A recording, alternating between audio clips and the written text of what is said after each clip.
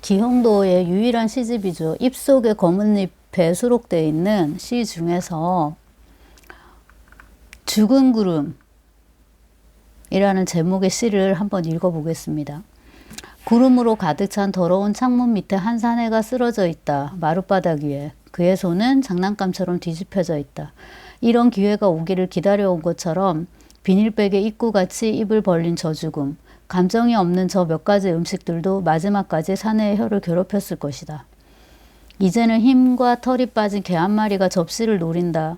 죽은 사내가 살았을 때 나는 그를 몇 번인가 본 적이 있다. 그를 사람들은 미치광이라고 했다. 술과 침이 가득 묻은 저 엎어진 망토를 향해 백동전을 던진 적도 있다. 아무도 모른다. 오직 자신만이 홀로 즐겼을 생각, 끝끝내 들키지 않았을 은밀한 성욕과 슬픔, 어느 한때 분명 쓸모가 있었을 저 어깨의 근육. 그러나 우울하고 추악한 맨발 따위는 동정심 많은 부인들을 위한 선물이었으리. 어쨌든 구름들이란 매우 조심스럽게 관찰해야 한다. 미치광이 이젠 빗방울조차 두려워하지 않을 죽은 사내. 자신감을 얻은 늙은 개는 접시를 엎지르고 마루 위엔 사람의 손을 닮은 흉측한 얼굴이 생기는 동안 두 명의 경관이 들어와 느릿느릿 대화를 나눈다. 어느 고장이건 한두 개쯤 이런 빈집이 있더군. 이따위 미치광이들이 어떻게 알고 찾아와 죽어갈까. 더 이상의 흥미를 갖지 않는 늙은 개도 측은하지만 아무도 모른다. 저 홀로 없어진 구름은 처음부터 창문의 것이 아니었으니. 하고 끝이 납니다. 좀 행을 나눠줬으면 좋겠는데 이 행이 나뉘지 않고 그냥 쭉 하나로 이어지는 이제 그런 시인데요.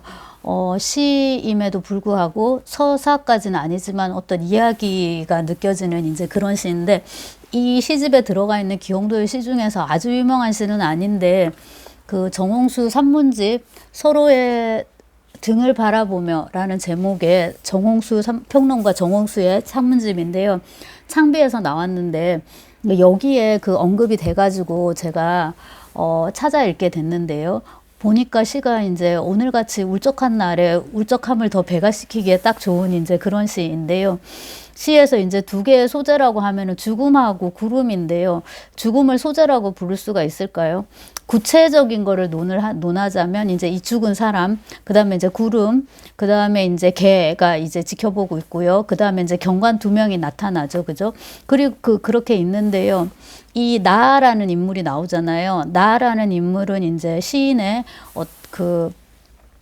페르소나라고 이제 할 수 있을 텐데, 그러니까 기형도의 시적인 자아, 그렇게 이제 표현할 수 있을 텐데, 이 미치광이라고 부르는 이 죽은 사내를 알고 있는 거잖아요. 언젠가 백동전을 던진 적이 있다. 100원짜리 동전? 적선을 한 적이 있다라는 거겠죠. 그리고 이제 그가 죽은 그 풍경을 이제 그렇게 포착을 해주는데, 이런 식의 어떤 풍경과 느낌, 서정인 거죠. 그리고 이제 이야기, 어떤 구성 감각, 그 다음에 긴장감, 그런 것들이 이제 같이 느껴지고, 강아지가 여기서 제일 입체적인 인물이에요. 개라고 해야 될 것 같아요. 개가 제일 입체적인 인물인데 이 시신은 뭐지 하고 흥미를 갖고 접근했다가 접시를 한번 엎질렀죠. 사람 얼굴 같은 거 하나 그리고, 그러고 이제 재미없어 심드렁하니 이제 사라지는데, 그 다음에 이제 정작 죽은 이 사람은 대사가 있을 수가 없잖아요. 죽었으니까. 그를 이제 이렇게 지켜보면서 경찰 둘이 나누는 대사 또 나름 재미있습니다. 어느 고장이건 한두 개쯤 이런 빈집이 있다. 이따위 미치광이들이 어떻게 알고 찾아와 죽어갈까. 마치 이제 안락사 혹은 존엄사를 합법적으로 하기 위해서 우리가 돈을 주고 스위스로 날아가듯이, 이제 이런 분들은 돈도 안 내도 되네요. 이렇게 이제 찾아와가지고 마지막을 이렇게 장식하는 거죠. 근데 이 시의 제목이 구름이란 말이에요. 그 와중에 죽은 구름이네요. 네. 죽은 구름인데요. 왜 그럴까요? 그래서 이 구름이 몇 번 나오나 시가 참 몇 번 있지도 않습니다. 36쪽에 있어요. 일부에 들어가 있는 이제 시인데요. 제목이 죽은 구름인데 죽은 거는 사람인데 구름이 죽은 걸로 이렇게 제목에는 표현을 했네요. 근데 구름을 보면은 구름이 3번 나옵니다. 처음에는 순전히 객체예요. 구름으로 가득 찬 더러운 창문 밑에, 그러니까 그 창밖 풍경을 묘사하기 위한 그냥 철저히 자연 풍경이 하나 그냥 객체로 나오고, 그 다음에 이제 두 번째는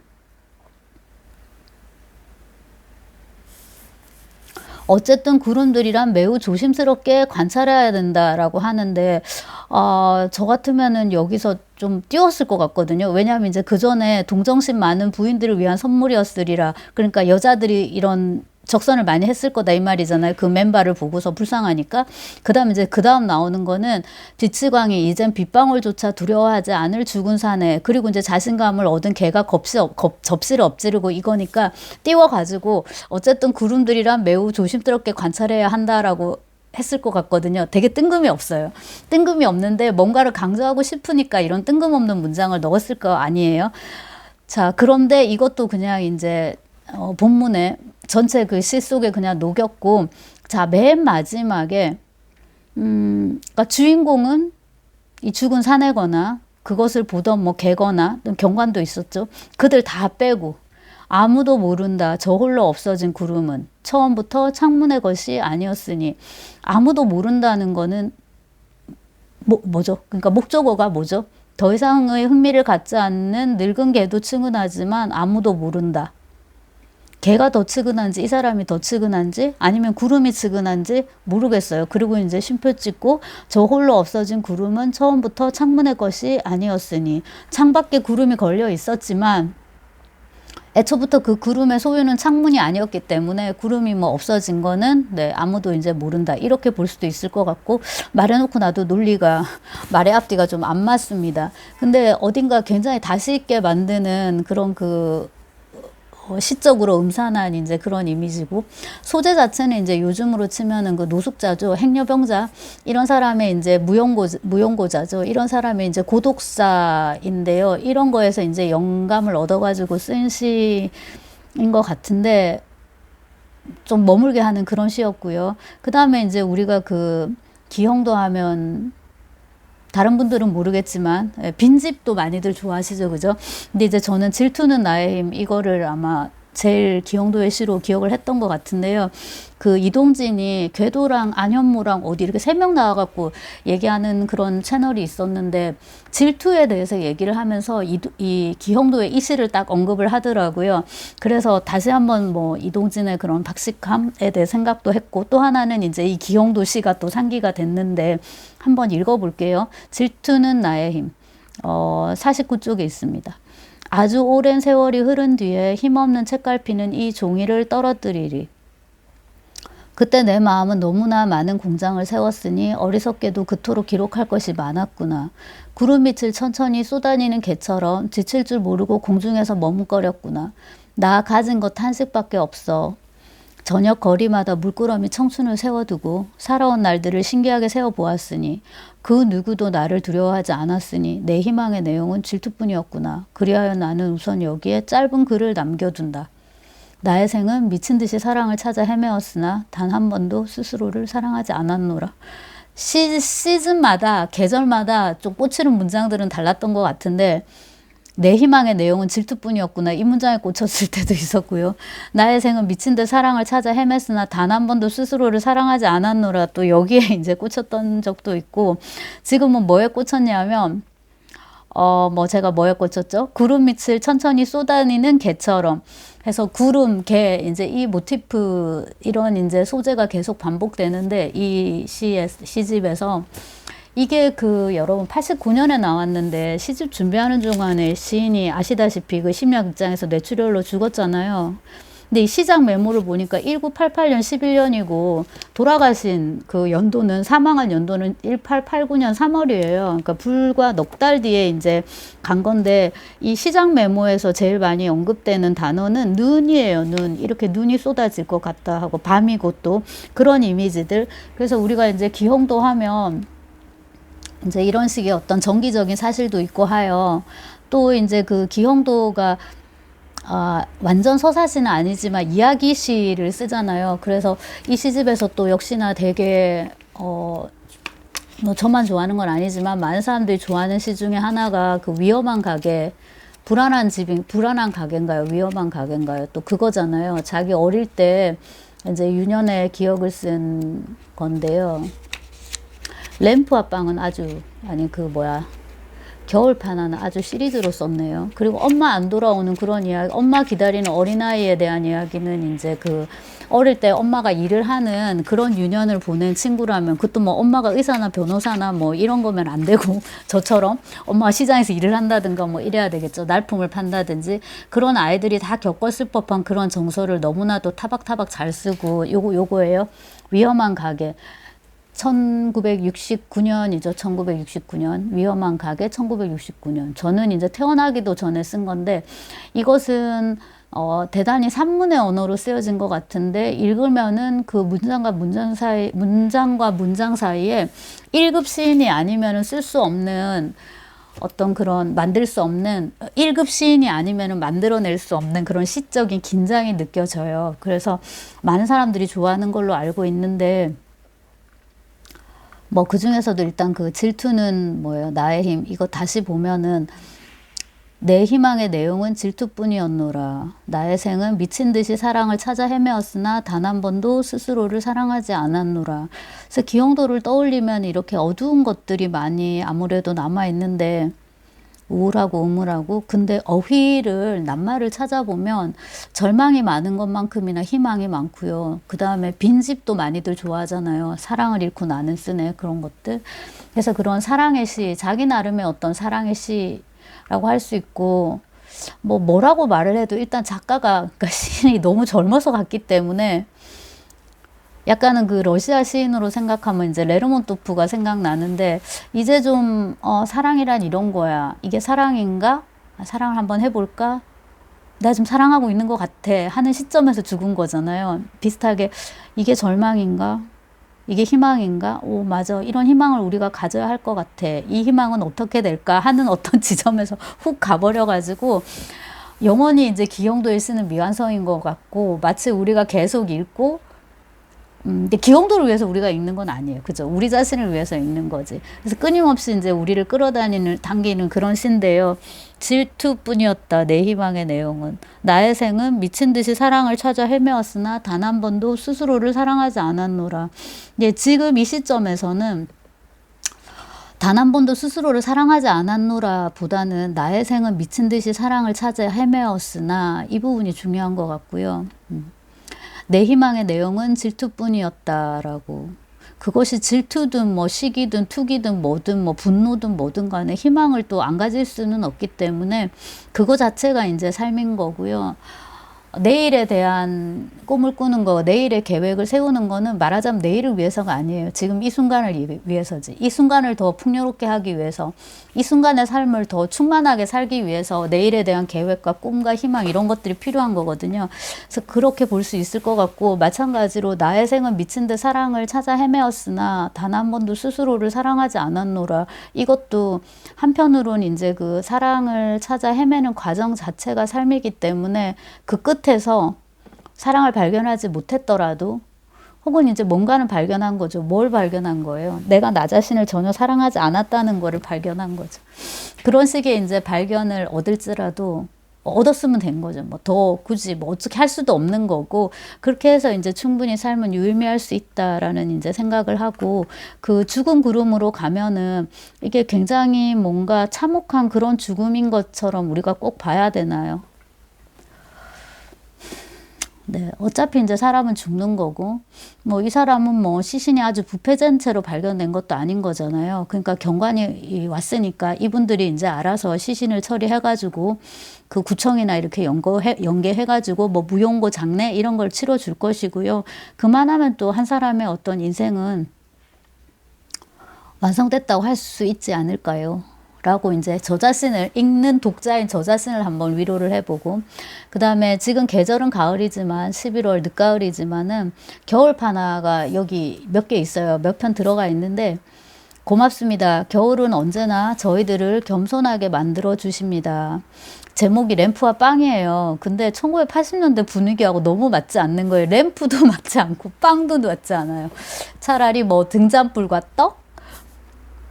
그것도 안 맞나요? 뭐 혹은 형광등, 혹은 백열등과 떡 이런 게 조금 더 이제 80년대 분위기에 그다음에 그 아까 말씀드린 위험한 가게 1969년 그런 시의 분위기에 더 맞을 것 같은데 근데 이제 그 시의 문구 자체는 고맙습니다. 겨울은 언제나 저희들을 겸손하게 만들어 주십니다. 이거 자체는 라이너 마리아 릴케 맞죠? 릴케의 가을인가 하는 그거예요. 주여 가을이 왔습니다. 그러고 이제 그 가을을 맞이하는 우리의 태도 감사하는 거죠. 이렇게 곡식을 있게 해주고 제가 문구 자체 식구 자체는 기억이 안 나는데 딱 이런 식의 이제 분위기였던 것 같은데 그런 영향도 좀 있지 않나 싶고 기형도가 연세대를 나왔고 정현종 시인하고 친분가에 어떻게 되나요? 어떤 그런 식의 문학적인 분위기가 있는 것 같아요. 그 연세대 한편으로는 지금 또 학교를 나누게 돼버렸는데 이렇게 연세대 출신 작가들이 많다는 거를 한강 노벨상 받고 그거를 기점으로 해가지고 김영하도 그렇고 뭐 송석대도 연대 출신이고 소설가들이 연세대 출신이 많더라고요. 정보라도 그렇고 지금 시인 기영도도 그렇습니다. 말하다 보니까 생각이 났고요. 좋은 시고요.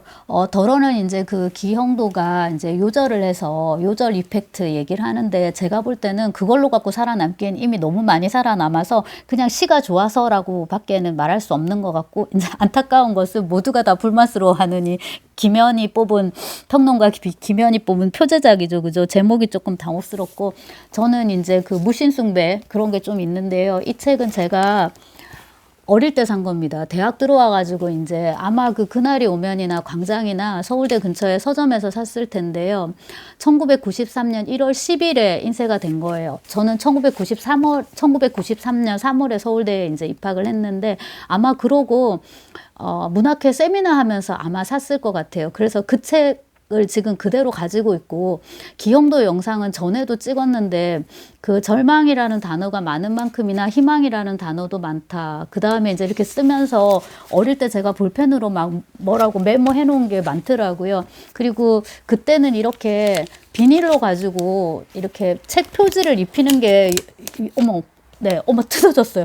이런 게 이제 유행이었는데 제가 추억 삼아 대부분의 물건들은 이제 다 처분을 했는데 왜냐하면 이렇게 기억이 담긴 물건들을 보관을 하려면 결국 뭐예요? 다 이게 부동산이잖아요. 다 돈이거든요.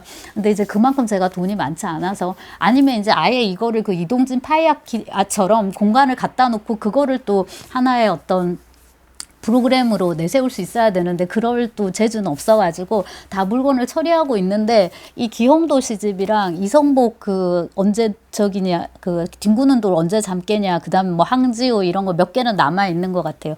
그래서 기형도였고 그래서 이 시집을 이제 이거 기형도 전집은 나중에 샀는데 이거는 막 그렇게 애착 갖고 보지는 않게 되더라고요. 들춰봐도 또 이거를 보게 되고 그래서 그렇고 그 다음에 이제 곁들여서 죽은 구름이라는 시를 알게 된 거는 이 정홍수의 산문집 때문인데요. 정홍수는 문학평론가로 평론집을 몇 권 낸 사람이고요. 지금은 평론 조금 안 하시는 것 같기는 해요. 근데 이거는 이제 그 여러 일간지 같은데 칼럼을 쓴 거를 모은 것인데 되게 안 팔렸더라고요. 안 팔렸는데 저는 개인적으로 굉장히 감동 깊게 읽었고 꼼꼼하게 자세히 읽고 이제 이 책에서 언급되는 레퍼런스라고 해야 되나요? 그럴 수 있죠. 이 책에서 언급되는 책들을 조금 찾아보면서 이제 기형도의 죽은 구름도 마찬가지고 그 다음에 이제 이건 내가 먼저 읽었어야 되는 책인데 보리스 그로이스의 그 코뮤니스트 후기라는 책이 있습니다. 얇은 책. 그것도 여기에서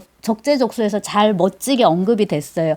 그래서 제가 또 이 책을 읽으면서 그 책도 또한 이제 찾아보고 전반적으로 이제 책을 읽고 글을 쓰는 그런 삶이 어떤 건지를 이제 이 책이 보여주는데 제가 아까 별로 안 팔렸다고 이제 말씀을 드렸는데, 네. 막 그렇게 팔릴 수 있는 식의 어떤 글쓰기는 아닌 것 같고요. 하지만 굉장히 내공이 느껴지고, 그 다음에 누군가에게는, 이제 이 경우에 저예요.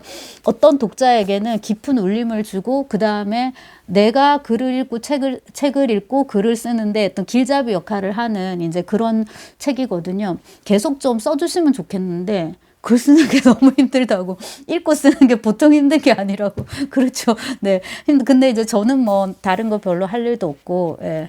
그래도 제가 할 수 있는 일 중에서는 읽고 쓰는 일이 제일 뭐 제일 제가 할 수 있는 일 중에서는 제일 잘하는 일인 것도 같고요. 다른 게 더 힘드니까 지금 뭐 김장도 하고 예를 들자면 이래야 되잖아요. 그런 거 할 거 아니면은 이제 그 다음에 이제 이게 제일 재미있고 제 입장에서는 그래서 이제 앞으로 하려고 하는 더 이제 열심히 해야겠다는 생각이 들고 찍은 것은 요 기형도를 다시 한번 얘기를 하기 위해서였습니다.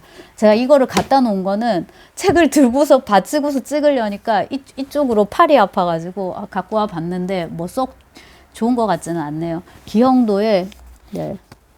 제목은 입속의 검은잎인데 죽은 구름과 또 빈집 조금 얘기했고 그 다음에 질투는 나의 힘 그리고 겨울파나 램프와 빵이었습니다.